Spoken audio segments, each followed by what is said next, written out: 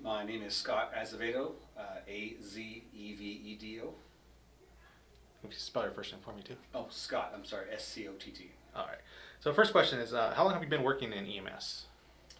I started in EMS in April of 1991, so I'm going on, April will be 29 years. What's your current position that you hold here? I'm a paramedic supervisor in the Victorville operations. And how long have you been a paramedic supervisor? Good question. I think I've been a paramedic supervisor for going on 10 years now. And currently, with PTSD being brought up more and more in the first responder community, what is your current disposition on it? I think it's long overdue. I think it's not recognized enough. The old mentality was push it down inside, suck it up, run your next call. You know, you have a job to do. But they're finding that PTSD is widely disregarded in the first responder community. It's more looked at towards the military, but they're finding that in law enforcement and the fire service and EMS, it actually is very prevalent. So with that old mentality of suck it up and get over it, do you still think that that mentality is around because of the old school medics that are still in the field, as opposed to with the new group of medics coming in? The older school medics, I'm one of the critical incident stress management peer counselors for the county. We're available, we're on call for anybody who wishes to discuss something that's bothering them. Could be job related, maybe not job related. But primarily the employees we talk to are the younger generation. The older ones either handle it better, or if they are stuffing it down inside, you don't know it. Has anyone that you've come across or worked with over the years been diagnosed with PTSD, or have you felt they've gone undiagnosed? I think undiagnosed. And that may have been failure on the person's or employee's part to recognize they're being affected, and the people around them not recognizing that they have been affected. Have you ever known anyone that has succumbed to the effects of PTSD? I believe I have at least one employee I can think of. I'll keep it, anonymous. I think suffered from PTSD and ended up just getting out of the business. But it affected their health. It affected their mental well-being, their relationships with family. How do you cope with it with all the things that you've seen over the years? How do you cope with those kind of things from family life and work life? How do you separate the two? I stuff it down inside. No, I'm just kidding. In the beginning, I did. Like I said, I've been doing this for a long time, and that was the mentality to stuff it down inside. And when that happens to an individual, you develop what are called coping mechanisms, and you tend to either deal with it in a self-medicating way, which could be everything from poor behavior, recklessness. The younger generation likes to drive fast, ride fast, jump out of airplanes, bungee jump.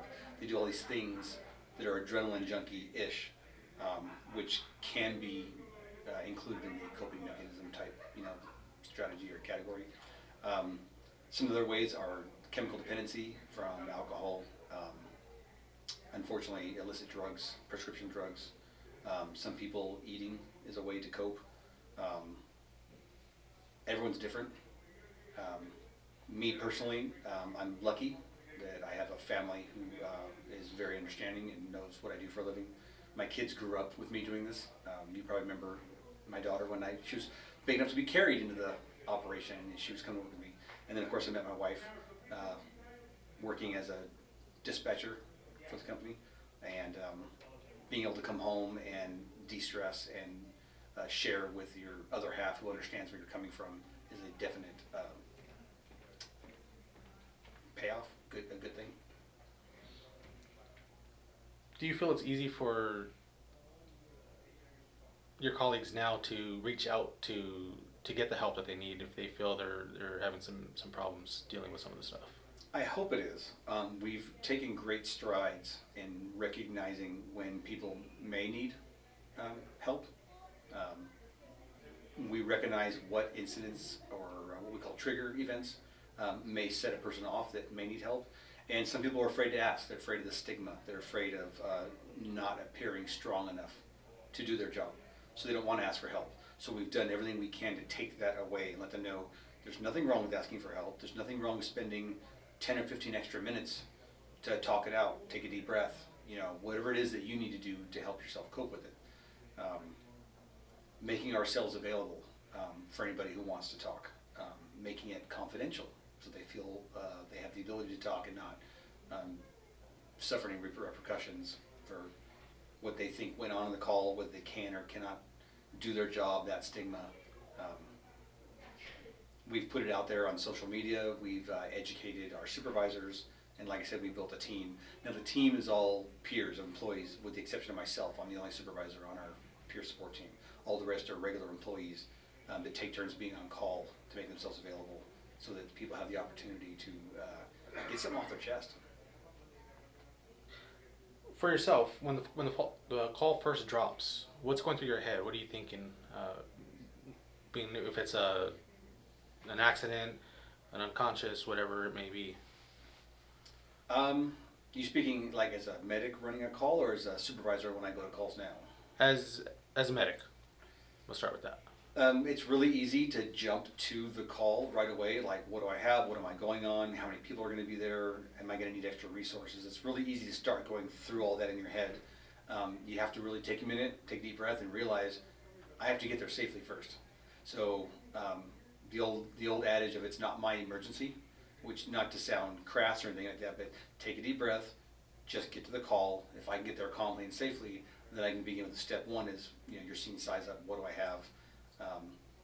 As well as I do, a lot of our emergency calls are not exactly emergencies. So you may get a call that sounds really severe, an allergic reaction, somebody not breathing, a baby drowning, and then you get there and it's completely the opposite. So keeping yourself calm and open to just arrive there and assess the situation is what I try to do most of the time. How about as a supervisor? So as a supervisor, I respond differently to calls. Typically, I will only go to calls that sound like they're going to last an extended period of time. Calls that involve multiple resources. For example, if I have 2 or 3 or 4 ambulances going to the same call, I will respond to help assist with managing personnel and resource needs. If it's a call like a standby, let's say it's a barricaded subject, or somebody who is like a hiker that's missing, and we have a unit staging for that, I'll respond for that to support my personnel. I'm always thinking about what's next. What other kind of resources do we need? How long is this going to take? Unfortunately, the hurry up and wait mentality can sometimes affect you as a first responder because you get all excited, you get all geared up, you rush there, and then you have to stand there. You have to wait. And we're taught to do something, to perform, to help people. And standing around is not in our genes for most of us. How have the scenes that you've been on over the 29 years of your career, how has that helped you develop as a person today?